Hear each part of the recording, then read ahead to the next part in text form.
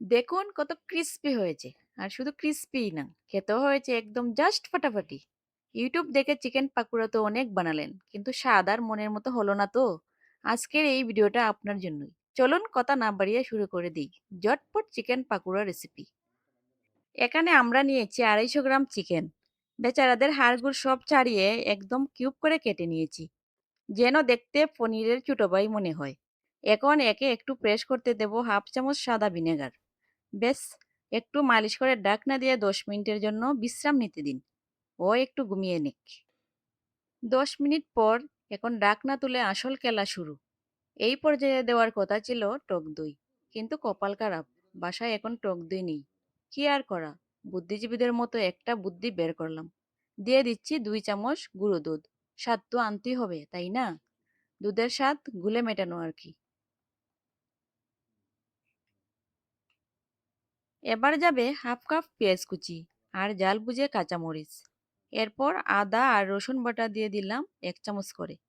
এবার রং চং মাখানোর পালা। হাফ চামচ হলুদ, হাফ চামচ মরিচ আর হাফ চামচ জিরার গুঁড়ো। পাকুড়াকে শক্তপোক্ত করতে দিচ্ছি 2 চামচ বেসন আর 1 চামচ চালের গুঁড়ো। ওহো, গোলমরিচের কথা বললে চলবে? 2-3টা গোলমরিচ গুঁড়ো করে ছিটিয়ে দিন। সাথে 2 চামচ কর্নফ্লাওয়ার, যেন মুচমুচে হয়। এখন দেব একটু বিট লবণ আর হাফ চামচ খাবার লবণ। আর স্বাদকে হিমালয়ের চূড়ায় নিয়ে যেতে দিচ্ছি 1 প্যাকেট ম্যাজিক মশলা। সাথে সামান্য কালি জিরা আর চাট মশলা, যাতে কামড় দিলেই একটা ভাব আসে। সব শেষে প্রায় 1 চামচ টমেটো সস দিয়ে ভালোভাবে মাখিয়ে নিব। এবার তেল একদম গরম করে চিকেনগুলোকে গরম তেলের সুইমিং পুলে ছেড়ে দেব।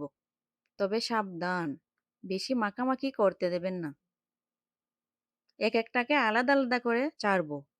আঁচটা রাখবো মিডিয়ামে। বেশি তাড়া দিলে পাকুড়া রাগ করে বাইরের দিকে পুড়ে যাবে আর ভেতরে কাঁচা থেকে যাবে। দেখুন তো চেহারাটা, দেখে কি মনে হচ্ছে? কোনো রেস্টুরেন্টের চেয়ে কম। একদম লালচে সোনালি কালার।